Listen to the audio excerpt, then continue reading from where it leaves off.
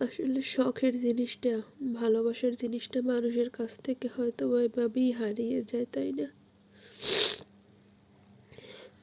এই পাখিটাকে একদম ছোটবেলা থেকে পালছিলাম। এই পাখি দুইটাকে আপনারা তো অনেকেই দেখেছেন। তখন কিন্তু ওদের বয়স ছিল মাত্র 15 দিন। গায়ে ঠিক মতো পালকও উঠে নাই। হয়তো বা আমারই কোনো ভুল ছিল, যার জন্য ওইভাবে মারা গেল। সামান্য একটু পায়ে ব্যথা পেয়েছিল। আমি ডাক্তারের সাথে কথা বলে, পাখির ডাক্তারের সাথে কথা বলে ওদেরকে ওষুধ এনেও খাওয়াইছি রাত্রে। তারপর ভোর রাত্রের দিকে, মানে রাত 2টা বাজে শোয়ার সময়ও দেখছি ভালো। খাবার খাওয়ালাম, ওষুধ খাওয়ালাম। সামান্য একটু পায়ে ব্যথা পেয়েছিল, এমনি কিছুই হয় নাই।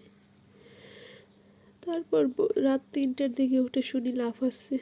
এসে দেখি গায়ে প্রচণ্ড জ্বর, আর মাথা নিচের দিকে দিয়ে নাড়ছে।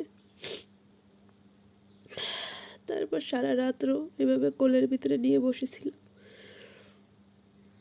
তারপর সকাল 7:30 নাগাদ দেখি আর নেই। আসলে মানুষের শখের জিনিস, ভালোবাসার জিনিস এভাবেই মানুষের কাছ থেকে আসলে হয়তো বা হারিয়ে যায়।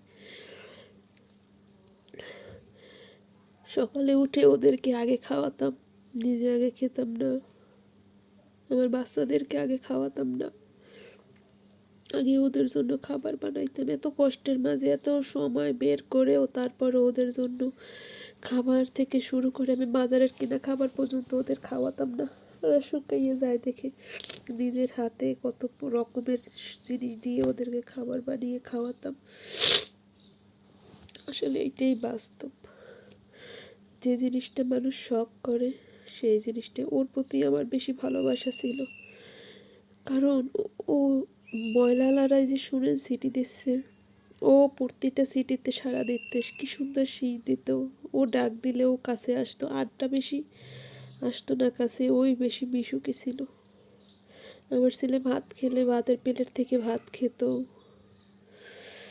কালকে রাত্রে কষ্টে দেখেন আমার হাতে কামড় দিয়েছে, তারপরও আমি কিচ্ছু বলিনি। আসলে আমারই ভুল ছিল হয়তো বা কোথাও, যার জন্য ওর জীবন এভাবে চলে গেল। সামান্য একটু পায়ে ব্যথা থেকে যে এত দূর হবে বুঝতে পারিনি। তারপর আমি আমার সাধ্য মতো চেষ্টা করেছি, ওষুধ এনে পর্যন্ত খাওয়াইছি ডাক্তারের সাথে কথা বলে, তাও পাখির ডাক্তারের সাথে কথা বলে ওষুধ এনে পর্যন্ত খাওয়াইছি।